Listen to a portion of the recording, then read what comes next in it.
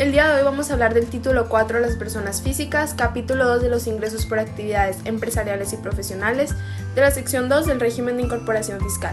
Esto como parte del proyecto final del módulo 4, determina contribuciones fiscales de las personas físicas y morales. Del submódulo 1, genera información fiscal de las personas físicas. El equipo está conformado por Andrade, Elizalde, Herrera y Ruiz, alumnos del quinto matutino del Cebatis 37. Objetivo del curso: calcula el ISR provisional y anual de las personas físicas con actividades profesionales y empresariales. Competencias genéricas y atributos. La competencia genérica 9 participa con una sociedad cívica y ética en la vida de su comunidad, región, México y el mundo. Atributo 3. Conoce sus derechos y obligaciones como mexicanos y miembro de distintas comunidades e instituciones, y reconoce el valor de la participación como herramienta para ejercerlos. Competencia genérica 5. Desarrolla innovaciones y propone soluciones a problemas a partir de métodos establecidos. Atributo 6. Utiliza las tecnologías de la información y la comunicación para procesar e interpretar información. Competencias disciplinares. CDB7. Evalúa las funciones de las leyes y su transformación en el tiempo. En este video se va a interpretar y analizar información acerca del régimen de incorporación fiscal, que abarca del artículo 111 al 113 de la Ley del Impuesto sobre la Renta. Artículo 111. Sujetos del RIF, cálculo y pago del impuesto. ¿Quiénes? Los contribuyentes, personas físicas que realicen únicamente actividades empresariales, que enajenen bienes o presten servicios por los que no se requiera para su realización un título profesional. Estos podrán optar por pagar el impuesto sobre la renta en los términos establecidos en esta sección, siempre que los ingresos propios de su actividad empresarial obtenidos en el ejercicio inmediato anterior no hubieran excedido por la cantidad de 2 millones de pesos. ¿Qué pasa cuando en el ejercicio citado realizan operaciones por un periodo menor de 12 meses?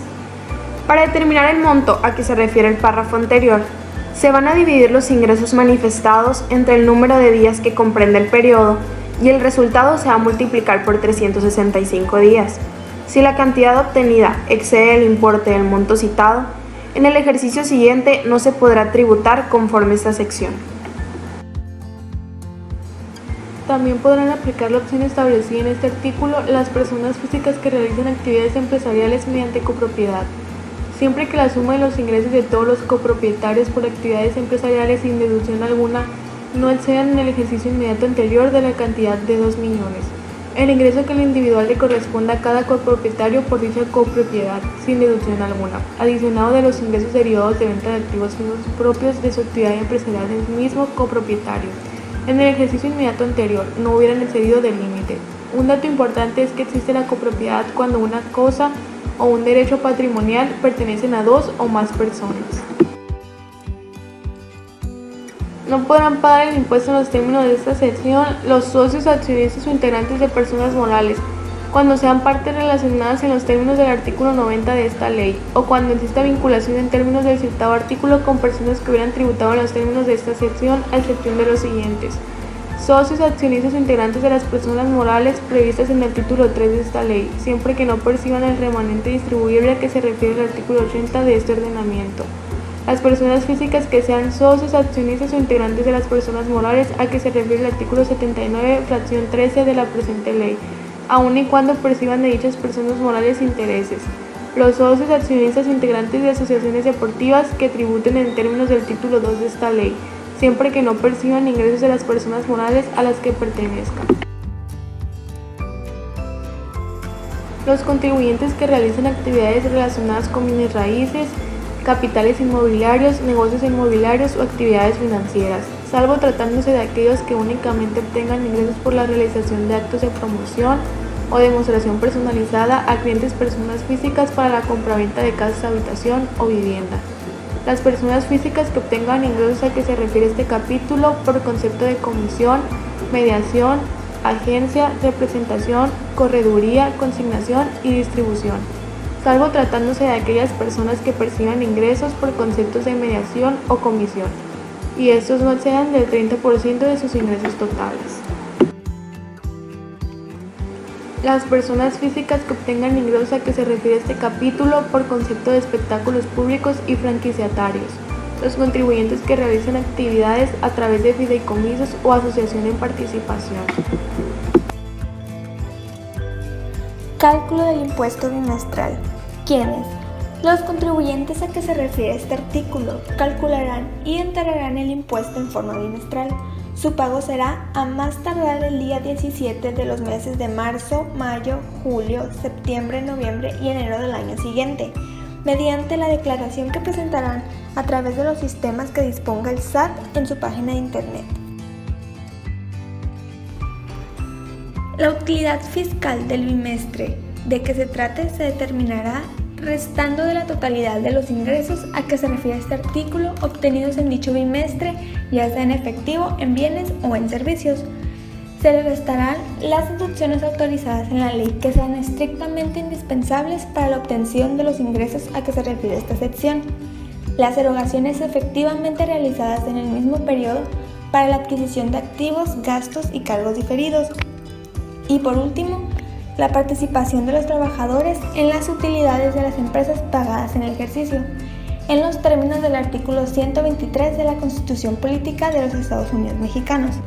Cabe recalcar que cuando los ingresos percibidos sean inferiores a las deducciones del periodo que corresponda, los contribuyentes deberán considerar la diferencia que resulte entre ambos conceptos como deducibles en los periodos siguientes. Para los efectos de la participación de los trabajadores en las utilidades de las empresas, en términos de esta sección, la renta gravable a que se refieren los artículos 123 de la Constitución Política de los Estados Unidos Mexicanos y 120 y 127 fracción 3 de la Ley Federal del Trabajo, será la utilidad fiscal que resulte de la suma de las utilidades fiscales obtenidas en cada bimestre del ejercicio. Y para los efectos del artículo 122 de la Ley Federal del Trabajo, el plazo para el reparto de las utilidades entre los trabajadores deberá efectuarse dentro de los 60 días siguientes a la fecha en que deba presentarse en los términos del artículo 112 de esta ley. Para la determinación de la renta gravable en materia de la PTU, los contribuyentes deberán disminuir de los ingresos acumulables las cantidades que no hubiesen sido deducibles en los términos de la fracción 30 del artículo 28 de esta ley.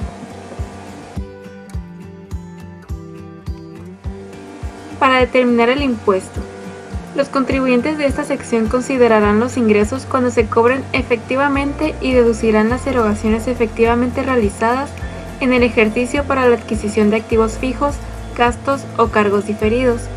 A la utilidad fiscal que se obtenga conforme al sexto párrafo de este artículo se le aplicará la siguiente. Especificaciones. Los contribuyentes que opten por aplicar lo dispuesto en esta sección solo podrán permanecer en el régimen que prevé la misma durante un máximo de 10 ejercicios fiscales consecutivos. Una vez concluido dicho periodo, deberán tributar conforme al régimen de personas físicas con actividades empresariales y profesionales, a que se refiere la sección 1 del capítulo 2 del título 4 de la presente ley. Determinación del impuesto. A los intereses obtenidos en el bimestre le restamos las deducciones autorizadas en el bimestre, las inversiones efectivamente pagadas, la PTU pagada y nos va a dar la utilidad fiscal.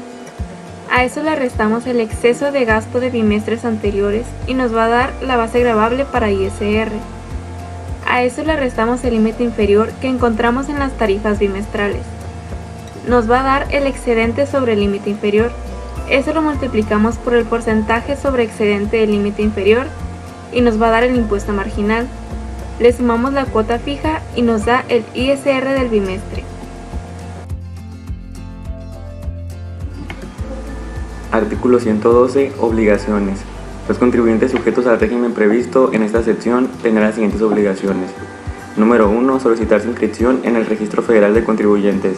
Número 2. Conservar comprobantes que reúnan requisitos fiscales. Número 3. registrar en los medios o sistemas electrónicos los ingresos, egresos, inversiones y deducciones del ejercicio correspondiente. Número 4. Entregar a sus clientes comprobantes fiscales. Tratándose de operaciones con el público en general, cuyo importe sea inferior a 250, no se estará obligado a expedir el comprobante fiscal. Número 5. Efectuar el pago de las erogaciones relativas a sus compras e inversiones, cuyo importe sea superior a 5.000. Tratándose de la adquisición de combustibles para vehículos marítimos, aéreos y terrestres, se pagará aun cuando la contraprestación de dichas adquisiciones no exceda de 5.000. Las autoridades fiscales podrán liberar de la obligación de pagar las erogaciones cuando las mismas se efectúen en poblaciones o en zonas rurales que no cuenten con servicios financieros. Número 6. Presentará más tardar el día 17 del mes inmediato posterior a aquel al que corresponde el pago, declaraciones bimestrales en las que se determinará y pagará el impuesto conforme a lo dispuesto en esta sección. Número 7. Tratándose de las erogaciones por concepto de salarios, los contribuyentes deberán efectuar las retenciones en los términos del capítulo 1 del título 4 de esta ley y efectuar bimestralmente los días 17 del mes inmediato posterior al término del bimestre el entero por concepto del impuesto sobre la renta de sus trabajadores, conjuntamente con la declaración bimestral que corresponda.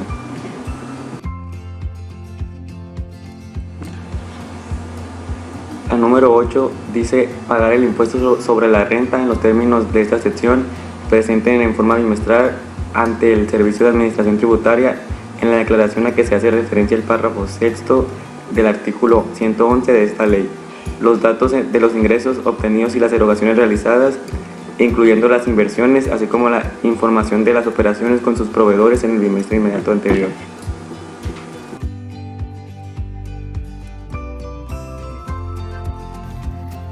Artículo 113. Enajenación total de una negociación. Cuando los contribuyentes enajenen la totalidad de la negociación, activos, gastos y cargos diferidos, el adquirente no podrá tributar en esta sección, debiendo hacerlo en el régimen que le corresponda conforme a esta ley. No será aplicable cuando el adquirente de la negociación presente ante el SAT, dentro de los 15 días siguientes a la fecha de la operación, un aviso en el que señale la fecha de adquisición de la negociación y los años en que el enajenante tributó en el régimen de incorporación fiscal respecto a dicha negociación.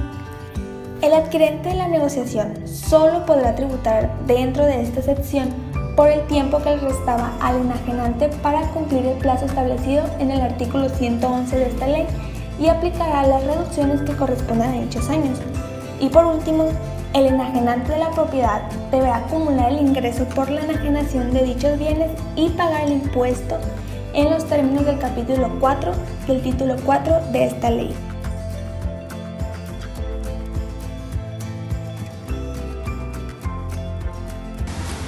Muchas gracias por ver nuestro video. Los invitamos a ver nuestro próximo video acerca del caso práctico de este mismo régimen. No olviden suscribirse y darle like a este video. Esperemos que les haya servido de algo, corazón.